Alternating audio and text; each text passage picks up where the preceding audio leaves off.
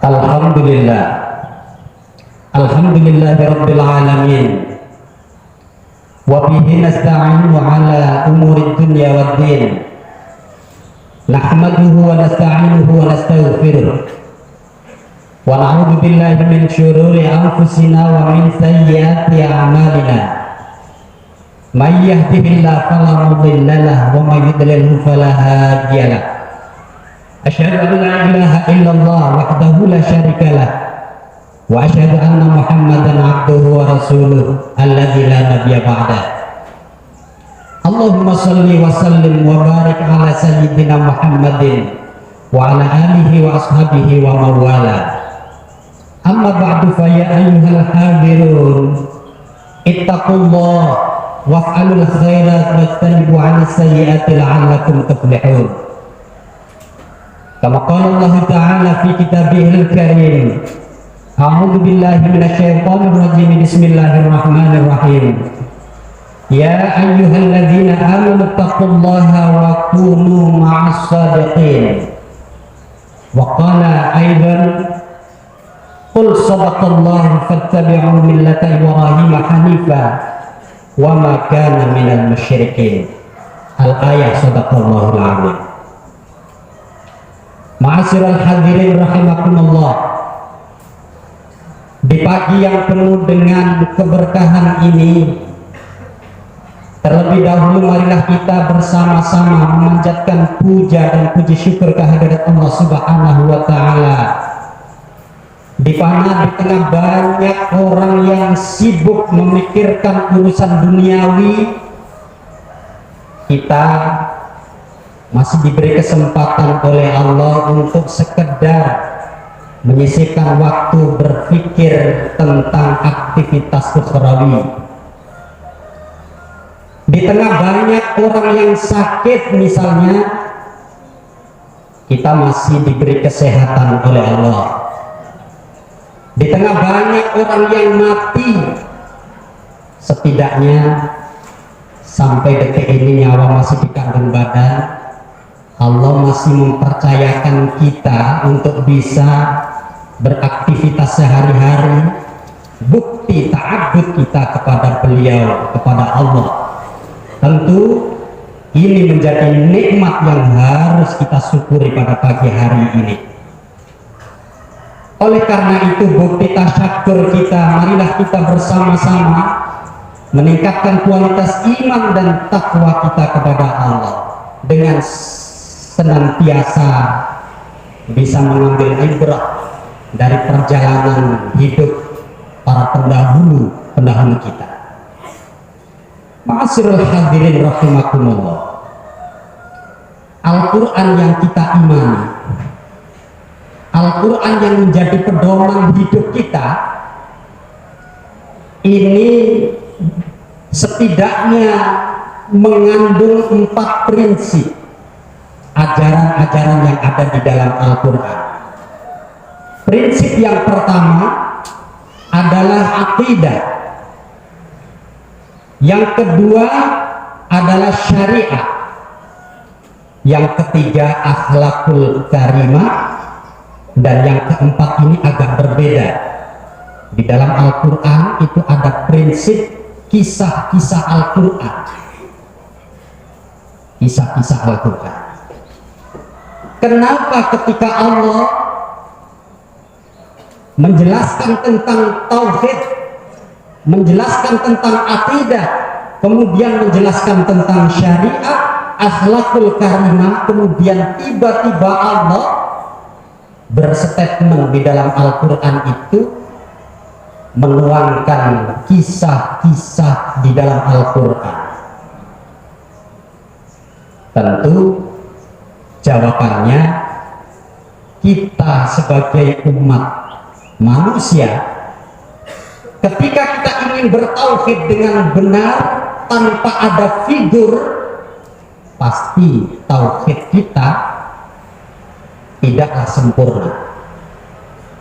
Ketika kita menjalankan syariat Islam dengan benar tanpa adanya suri tauladan, maka yakin kita akan tersesat. Begitu juga ketika kita mau berakhlakul karimah, berbudi pekerti, ini juga harus ada contoh. Harus ada contoh. Oleh karena itu, sebagai umat Islam, ketika kita mau menjadi umat Islam yang sempurna, maka haruslah kita di dalam beribadah, di dalam bermuamalah, ini harus punya suri tauladan, harus punya figur. Oleh karena itu, Allah kemudian mengutus, mendudukkan orang-orang, figur-figur terbaiknya dari zaman ke zaman. Ini yang kemudian kita kenal sebagai Anbiya wal Mursalin, para nabi dan para utusan dari zaman ke zaman. Jumlahnya menurut sirah nabawiyah, jumlah para nabi dan rasul adalah 124.000. Ada yang disebut di dalam Al-Quran dan ada yang tidak. Wa rusulan qasasnahum 'alaika min qablu wa rusulan lam naqsushum 'alaik. Ada rasul-rasul yang disebut di dalam Al-Quran dan ada yang tidak.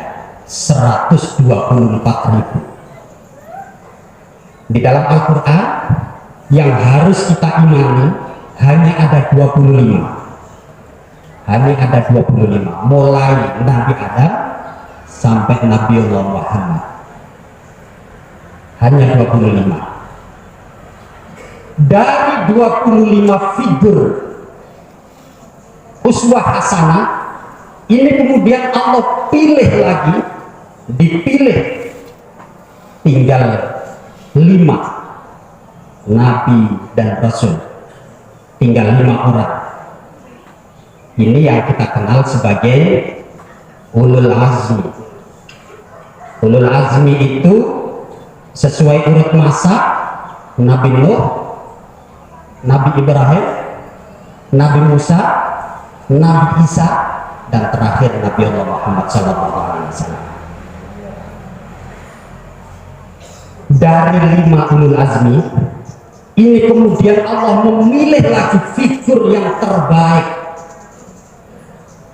tinggallah 2, yaitu Nabi Allah Muhammad SAW dan Nabi Allah Ibrahim alaihissalatu wassalam. Lalu apa bedanya figur terbaik, 2 figur terbaik ini? Apa bedanya Nabi Allah Muhammad dan Nabi Allah Ibrahim? Sebagai umat Islam kita sepakat bahwa Nabi Allah Muhammad SAW adalah khairul bashar, manusia terbaik. Kalau kita ditanya siapa figur terbaik kita, Nabi Allah Muhammad SAW. Siapa orang terbaik di dunia? Tentu ada 2, Muhammad dan Ibrahim. Nabi Allah Muhammad bukan hanya khairul bashar, tapi Sayyidul Anbiya wal Mursalin, Imamul Anbiya wal Mursalin, pemimpin para nabi. Tapi kebaikan Nabi Allah Muhammad ini ternyata tidak diakui oleh sebagian besar manusia. Banyak umat manusia yang tidak mengakui kenabian Nabi Muhammad. Figur kebaikan Nabi Muhammad tidak diakui. Orang Yahudi mengakui nabi-nabi itu hanya sampai Nabi Musa, Adam sampai Musa. Orang Nasrani mengakui nabi-nabi itu mulai Adam sampai Nabiullah Isa. Nabi Muhammad tidak diakui. Tapi bagaimana dengan figur yang kedua? Figur Nabiullah Ibrahim. Figur Nabiullah Ibrahim luar biasa. Seluruh kaum mengakui kebaikan Nabiullah Ibrahim. Seluruh umat manusia mengakui kebaikan Ibrahim. Orang Nasrani mengakui figur Ibrahim menjadi figur yang sempurna. Nasrani juga demikian, mengakui Nabiullah Ibrahim sebagai orang yang terbaik. Bukan hanya mengklaim kebaikan Ibrahim, bahkan mereka mengklaim bahwa Ibrahim adalah nabinya orang Nasrani, Ibrahim adalah nabinya orang Yahudi, dan ini sudah dikantor oleh Allah, dijawab oleh Allah, wa ma kana Ibrahimu Yahudiyyan wala Nasraniyyan walakin kana hanifan muslimah. Nabi Ibrahim bukanlah nabi orang Yahudi, bukan orang Nasrani, melainkan Nabiullah Ibrahim adalah orang Muslim yang lurus. Ma'asyiral hadirin rahimakumullah, ini figur yang luar biasa Nabiullah Ibrahim, sehingga Allah memuji kebaikan Ibrahim ini. Nabiullah Ibrahim adalah orang yang paling baik agamanya, orang yang paling berserah diri secara totalitas kepada Allah. Nabi Ibrahim adalah orang yang paling baik akhlaknya. Ini disebutkan di dalam Al-Quran surat An-Nisa 125. Waman ahsanu dina mimman aslama wajhahu lillah wa huwa muhsinun wattaba'a millata Ibrahim hanifa wattakhadallahu Ibrahim khalila. Waman ahsanu dina, barang siapa yang lebih baik agamanya, mimman aslama wajhahu lillah, dari orang-orang yang berserah diri kepada Allah secara totalitas, wa huwa muhsinun, dia adalah orang yang akhlaknya baik, paling baik akhlak budi pekertinya, wattakhadallahu wattaba'a millata Ibrahim hanifa, maka dia sesungguhnya adalah mengikuti millah Ibrahim yang lurus, wattakhadallahu Ibrahim khalila, dan Allah mengangkat Nabiullah Ibrahim sebagai sang kekasih.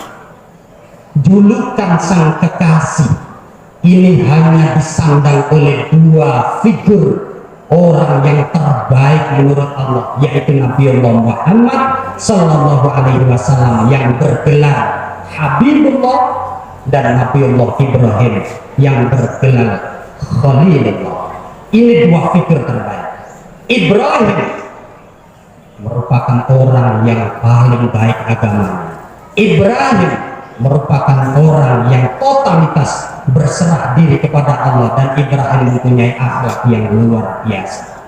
Ma'asyiral hadirin rahimakumullah, karena kebaikan Ibrahim seperti inilah kemudian namanya selalu digandengkan oleh Allah bersejajar dengan Nabiullah Muhammad. Di dalam tasawuf kita selalu membaca sholawat Ibrahim. Allahumma sholli ala sayyidina Muhammad wa ala ali sayyidina Muhammad kama shallaita ala sayyidina Ibrahim wa ala ali sayyidina Ibrahim wa barik ala sayyidina Muhammad wa ala ali sayyidina Muhammad kama barakta ala sayyidina Ibrahim wa ala ali sayyidina Ibrahim fil alamin innaka hamidum majid. Begitu luar biasanya. Kalau bukan orang yang luar biasa, maka tidak mungkin namanya kemudian disandingkan dengan Nabi Muhammad di dalam setiap sholat kita. Ma'asyiral hadirin rahimakumullah, efek dari kebaikan Ibrahim inilah kemudian semua perilaku Nabiullah Ibrahim ini nyaris menjadi syariat Muhammad Sallallahu Alaihi Wasallam. Kenapa? Karena Nabiullah Ibrahim menjadi imamun linnas, menjadi pemimpin umat manusia. Wa idzibtala Ibrahim rabbuhu bikalimatin fa'atammahun qala inni ja'aluka linnasi imama. Ingatlah ketika Nabiullah Ibrahim diuji Tuhannya dengan beberapa kalimat cobaan. Nabiullah Ibrahim mampu menyempurnakan ujian-ujian itu dan menyelesaikannya. Al-kalimat di situ banyak mufassir yang menafsirkan al-kalimat, ujian itu ada 4. Yang pertama ujian tentang haji, yang kedua korban, yang ketiga hitam, dan yang keempat adalah membangun keluarga bahagia. Apa artinya? Haji, syariat haji semuanya dilakukan karena figur Ibrahim. orang haji tidak menyebut Ibrahim, maka tidak sempurnalah haji itu. Khitan semuanya karena figur Ibrahim. Kurban semuanya tidak bisa dilepaskan dari figur Nabiullah Ibrahim. Begitu juga ketika kita ingin membentuk keluarga bahagia, Nabi Ibrahimlah contohnya. Nabi Ibrahim berhasil mengantarkan keluarga menjadi keluarga idola, keluarga surga.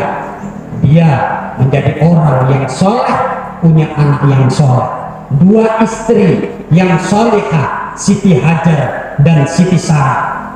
Dari Siti Sarah kemudian lahirlah Ishak, lahir Yakub, lahir Yusuf, dan seterusnya sampai Nabiullah Ismail, sampai Nabiullah Isa.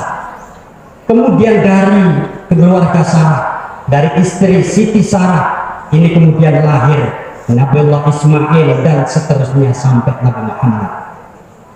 Oleh karena itu hampir semua nabi keturunan Nabiullah Ibrahim, maka Nabiullah Ibrahim mendapatkan gelar sebagai Abul Anbiya, karena hampir semua keturunan Nabiullah Ibrahim ini kemudian menjadi seorang nabi dan rasul. Ma'asyiral hadirin rahimakumullah, istimewanya Nabiullah Ibrahim sehingga semua syariat Nabiullah Muhammad itu adalah mengikuti milah Ibrahim. Kita lihat ketika kita menjalankan ibadah haji, dulu Nabiullah Ibrahim tinggal di Palestina, kemudian hijrah ke Mekah, mendapatkan firman dari Allah, diutus ke Mekah, ke tanah yang gersang, ghairi dzi zar'in, tidak ada pohon-pohonan sama sekali, gersang di bebatuan. Apa tujuannya Nabiullah Ibrahim disuruh oleh Allah menuju Makkah? Tujuannya hanyalah satu, yaitu mencari punjer kehidupan. Mencari punjer kehidupan yang di sana menjadi penanda tonggak kehidupan umat beragama, menjadi kiblat, bangunan pertama yang menjadi kiblat umat Islam. Ini kemudian ditandai dengan satu batu yang dulu dibawa Nabi Adam, kemudian diletakkan di daerah yang gersang yang bernama Baka. Ini menjadi tugas Nabiullah Ibrahim untuk mencarinya. Hajar Aswad yang ditinggalkan oleh Ibrahim, ditinggalkan oleh Nabiullah Adam, disuruhlah mencari Nabiullah Ibrahim. Hajar Aswad bukan batu yang besar, Hajar Aswad itu batu yang kecil. Kita bisa bayangkan bagaimana mencari batu yang kecil di tengah bebatuan yang luar biasa luas. Maka ini menjadi kesulitan tersendiri bagi Nabiullah Ibrahim. Oleh karena itu ketika Nabiullah Ibrahim berkeliling sampai 7 kali masih belum yakin, kemudian berdoa kepada Allah yang kita kenal di dalam Al-Quran, wa arina manasikana wa tub alaina innaka antat tawwabur rahim. Ya Allah, tunjukkanlah bagaimana cara kami beribadah ini ya Allah. Tunjukkanlah ya Allah, ampuni dosa-dosaku ya Allah. Dengan berserah diri kepada Allah seperti itu, Nabiullah Ibrahim kemudian berkeyakinan bahwa batu Hajar Aswad itu terletak di sekitar Makkah, di sekitar Makkah. Itulah yang kemudian menjadi ritual tawaf yang sudah kita lakukan sekian lama. Setelah itu ketika Nabiullah Ibrahim sudah menemukan batu dan menemukan fondasi Ka'bah, maka Nabiullah Ibrahim membangun Ka'bah. Membangun Ka'bah yang di sana ada batu sebagai pijakan Nabiullah Ibrahim yang disebut dengan Maqam Ibrahim. Inna awwala baitin wudi'a lin-nasi lalladzi bi Bakkah mubarakan wa hudan lil alamin fihi ayatun bayyinatun maqam Ibrahim. Batu yang dipakai oleh Nabiullah Ibrahim sebagai pijakan ketika meninggikan dinding Ka'bah, inilah kemudian yang diabadikan oleh Allah sampai sekarang. Di sebelahnya Ka'bah ada semacam kurungan berwarna emas yang di dalamnya itulah makam Ibrahim. Makam Ibrahim bukanlah makam Ibrahim, tapi hanya batu telapak kaki Nabiullah Ibrahim ketika membangun Ka'bah. Nabiullah Ibrahim membangun Ka'bah dibantu oleh anaknya yang masih kecil, yaitu Nabiullah Ismail. Nabiullah Ismail memungut batu, kemudian Nabiullah Ibrahim yang menata dan meninggikan.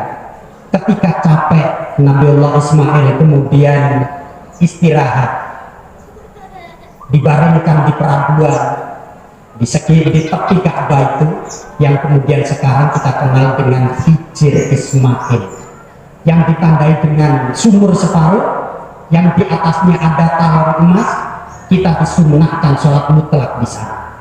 Luar biasa, semua tidak bisa dihilangkan dari figur Nabiullah Ibrahim dan Nabiullah Ismail.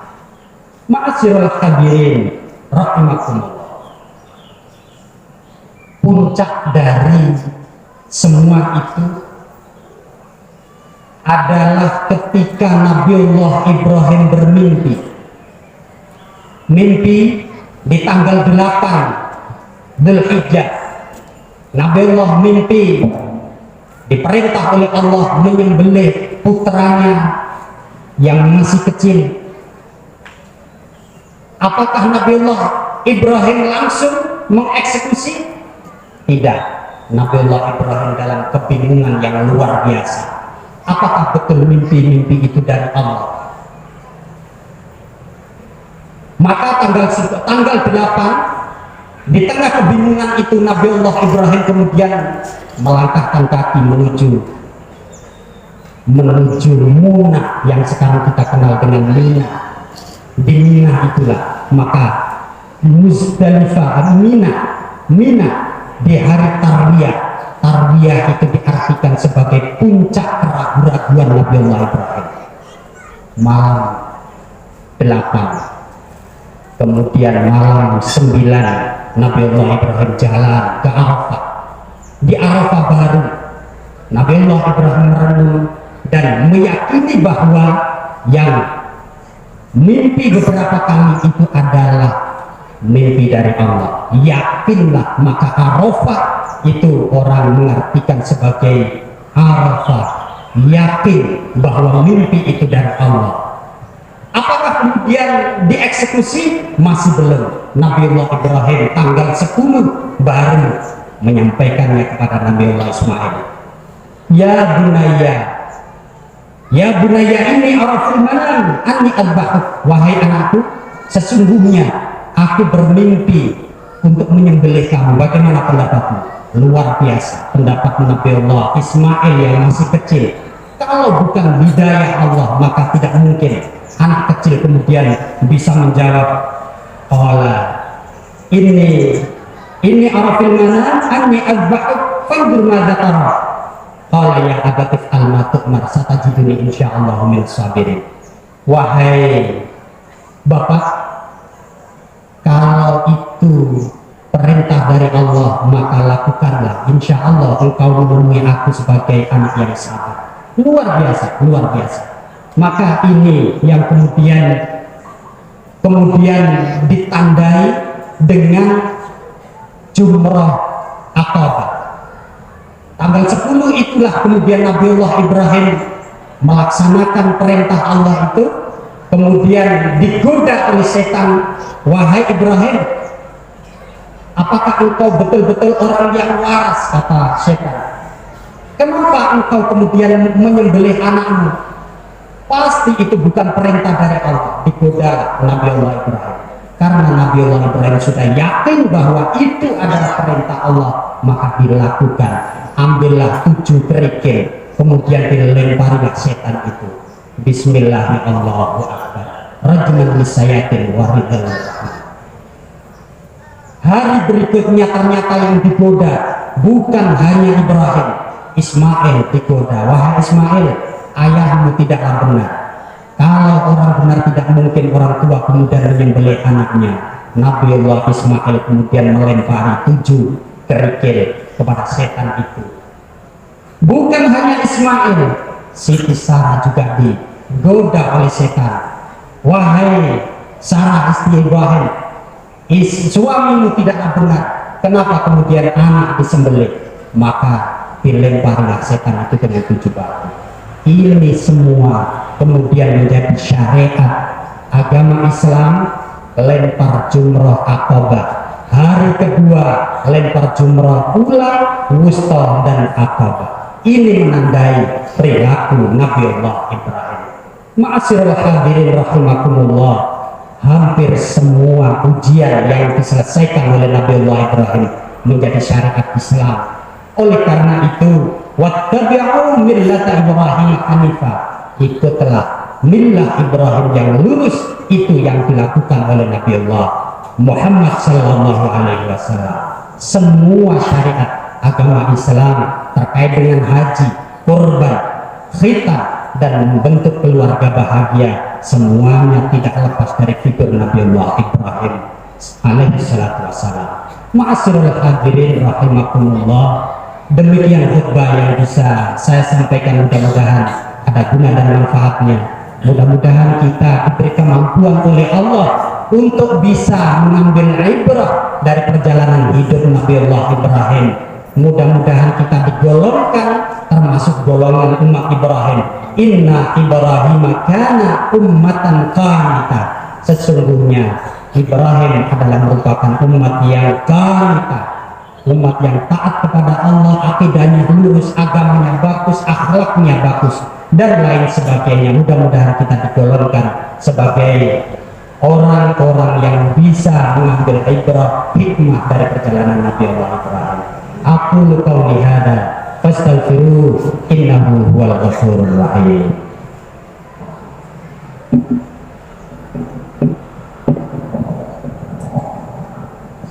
Allahumma salli wa sallim wa barik ala sayyidina Muhammad wa ala ali sayyidina Muhammad.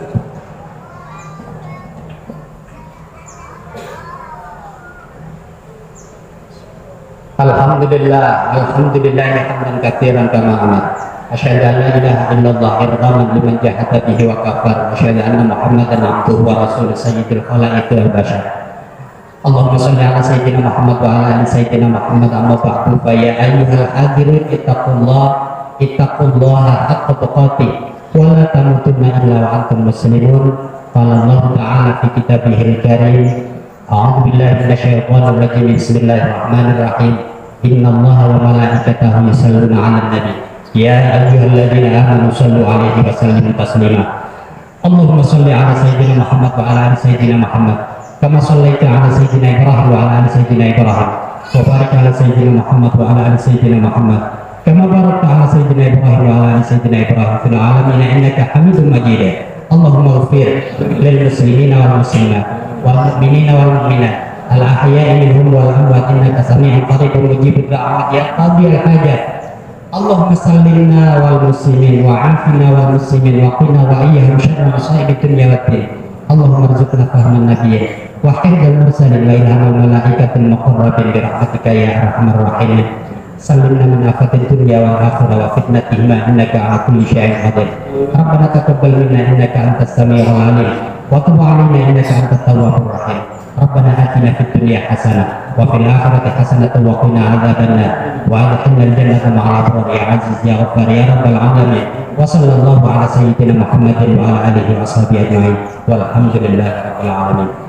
Ibadallah, innallaha ya'muru bil 'adli wal ihsani wa ita'i dzil qurba wa yanha 'anil fahsya'i wal munkari wal baghi ya'idzukum la'allakum tadhakkarun. Fadhkurullaha fadhkurkum was'alu min fadlihi yu'tikum wa la takrunun.